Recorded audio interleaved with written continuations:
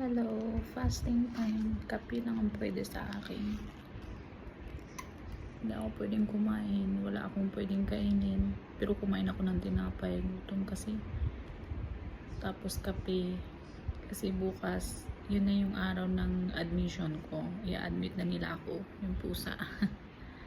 Naglalambing sa akin. Ayan, i-admit na ako bukas. Tapos, sa Friday na yung schedule ko ng opera. So, pinakabahan ako. Pusa naglalambing. Lagi siyang ganyan. Nakakaramdam siguro siya na ano.